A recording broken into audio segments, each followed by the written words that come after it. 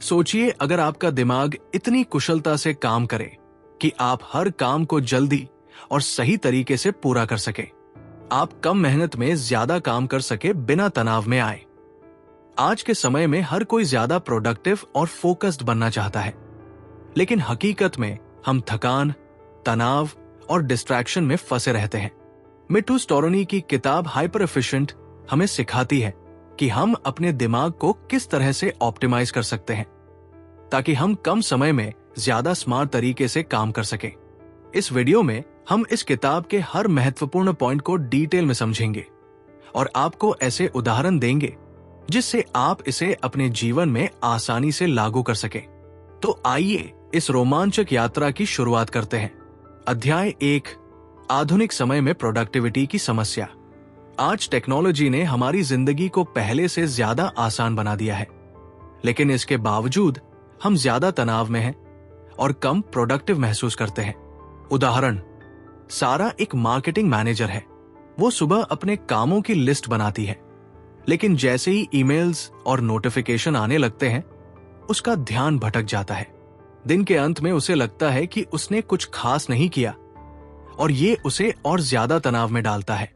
सीख, हमें यह समझना होगा कि सिर्फ ज्यादा काम करने से हम ज्यादा प्रोडक्टिव नहीं बनते। हमें सही रणनीति और सही मानसिकता की जरूरत होती है। अध्याय 2, दिमाग के गियर सिस्टम को समझें। मिट्टू स्टोरनी हमारे दिमाग को गाड़ियों के गियर सिस्टम की तरह समझाती है। गियर 1, जब हमारा दिमाग रिलैक्स होता है और क्रिएटिव सोचता है। गियर 2, जब हम फोकस्ड होते हैं और सही तरीके से काम करते हैं। गियर 3, जब हम तनाव में होते हैं और बस जल्दी जल्दी चीजें निपटाने की कोशिश करते हैं। उदाहरण, एक लेखक जब नॉवेल लिख रहा होता है तो गियर 1 में वो नए विचारों के बारे में सोचता है।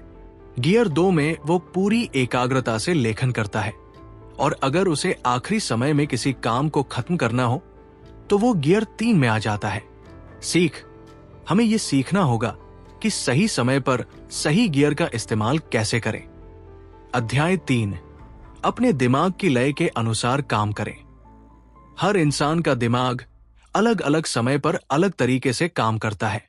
हमें अपने दिन को अपने ब्रेन साइकिल के हिसाब से प्लान करना चाहिए।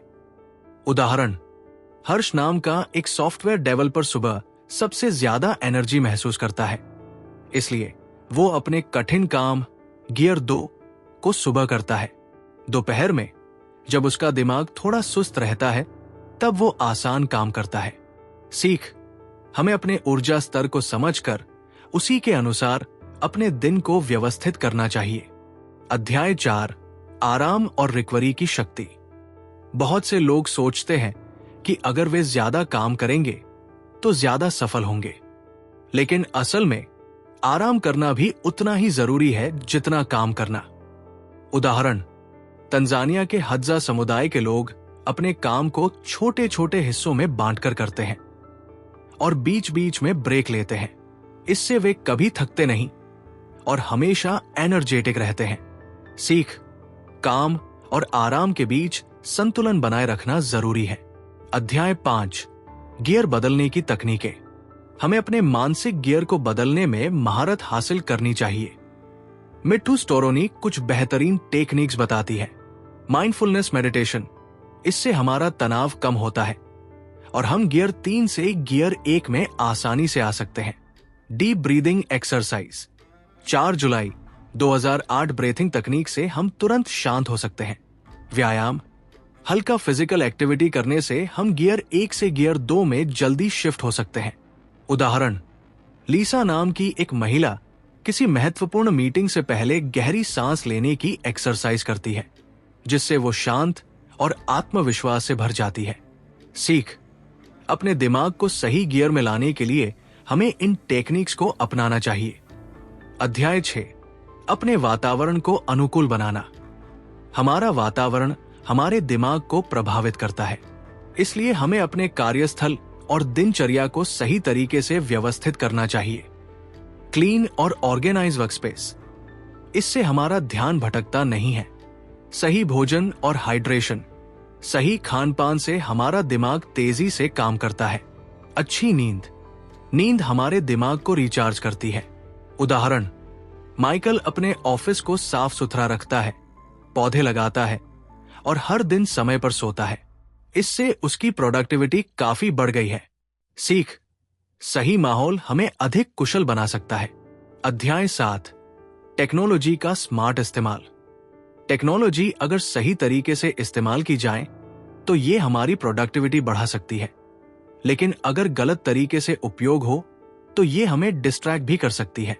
उदाहरण, एम्मा अपने मोबाइल नोटिफिकेशन को बंद कर देती है और सिर्फ जरूरी समय पर ईमेल चेक करती है।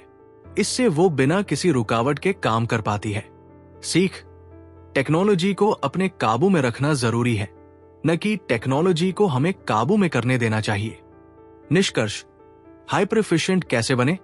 अपने दिमाग की कार्यप्रणाली को समझें, सही गियर में काम करने की आदत डालें, काम और आराम के बीच संतुलन बनाए रखें, अपने वातावरण को सही बनाएं, टेक्नोलॉजी को स्मार्ट तरीके से उपयोग करें।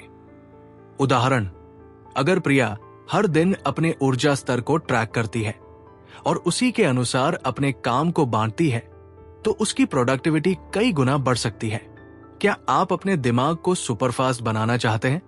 अगर हाँ, तो इन रणनीतियों को आजमाइए और अपने अनुभव हमारे साथ साझा कीजिए। वीडियो को लाइक करें, शेयर करें और चैनल को सब्सक्राइब करना ना भूलें।